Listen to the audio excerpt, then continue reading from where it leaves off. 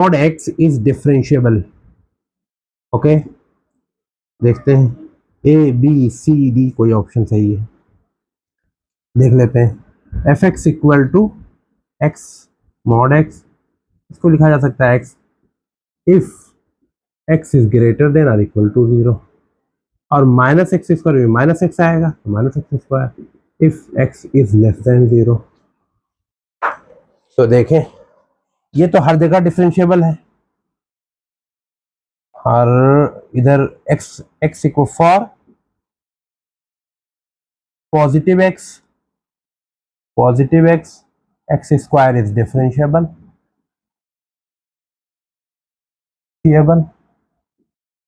For negative x minus x square is differentiable ही है।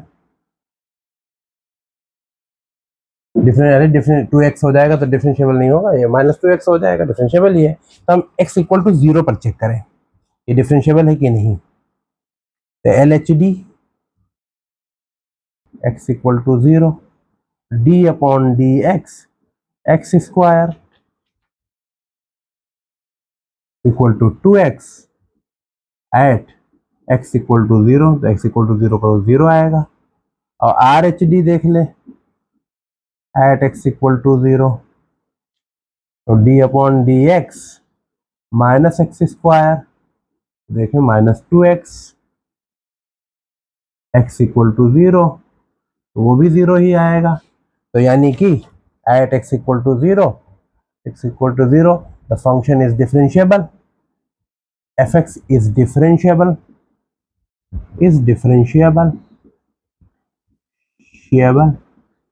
तो डिफरेंशिएबल है, तो for everywhere the function is differentiable. तो एवरीवेयर डिफरेंशिएबल है तो उसका आंसर ऑप्शन होगा, ऑप्शन ए इज करेक्ट।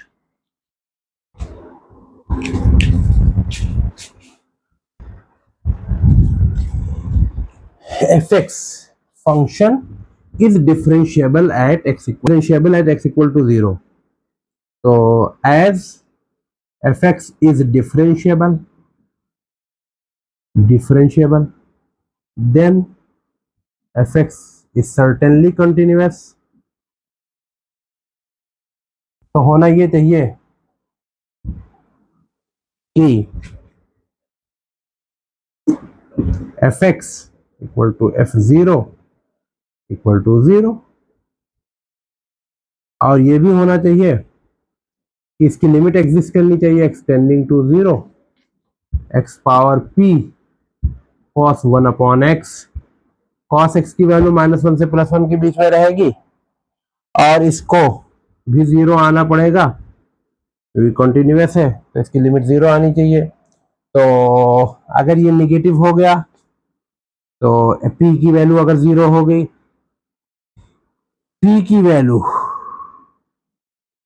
अगर 0 हो गई तो भी ये एग्जिस्ट नहीं करेगा, और p की वैल्यू -1 हो गई, नेगेटिव हो गई तब भी नहीं करेगा एग्जिस्ट। तो p की वैल्यू 0 से ग्रेटर देन या 0 से ग्रेटर देन होनी चाहिए। तो फिर क्या करें, इतनी चीजें हो गई। अब डिफरेंशिएबल है तो इस कंडीशन को एग्जिस्ट करे को सेटिस्फाई करेगा डिफरेंशिएबिलिटी के। x minus 0 limit x is tending to 0, ये एग्जिस्ट करेगा फाइनाइटली, तो फाइनाइट वैल्यू देगा। एग्जिस्ट फाइनाइटली लिखो या फाइनाइट वैल्यू लिख दो, देखते हैं एफ एक्स कैसे आएगा। एक्सटेंडिंग टू 0, एफ एक्स की value x power p cos 1 upon x, f0 की वैल्यू 0 x माइनस 0, ये x था, x पावर p, ये 1 पावर ऊपर जाएगी -1 cos 1 upon x limit extending to 0। इसको फाइनाइट कोई वैल्यू आने के लिए इसकी वैल्यू तो -1 से +1 के बीच में रहेगी, इसकी कोई फाइनाइट वैल्यू आने के लिए 0 भी फाइनाइट वैल्यू हो सकती है। x p-1 को पॉजिटिव होना पड़ेगा, 0 भी नहीं हो सकता, x equal to p equal to 1 भी नहीं हो सकता, p is greater than 1। p is greater than 1। कोई ऑप्शन है? Option D is correct. y equal to sine, इस साइन को नहीं टच करना है आपको, कॉस इनवर्स इसको भी नहीं टच करना, इन दोनों को देखो, साइन इसको बदल दो, साइन इनवर्स कर दो, sine inverse 1 minus x square होता है फार्मूला। ये साइन साइन खत्म हुआ, ये आपका साइन बाहर का, ये cos inverse 1 minus x square. अभी साइन हो जाए तो फिर डिवाइड बाई डी एक्स निकालें। और एक चीज और कर सकते हो, साइन इनवर्स, साइन ये कॉस इनवर्स इतना, इसकी वैल्यू होती है साइन इनवर्स एक्स।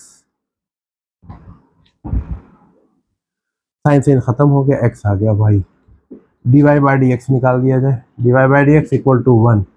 अब d y by d x at x equal to half, उस पर भी कि कोई भी वैल्यू एक्स की हो 1 ही होगी। तो ऑप्शन है, ऑप्शन ई इज करेक्ट।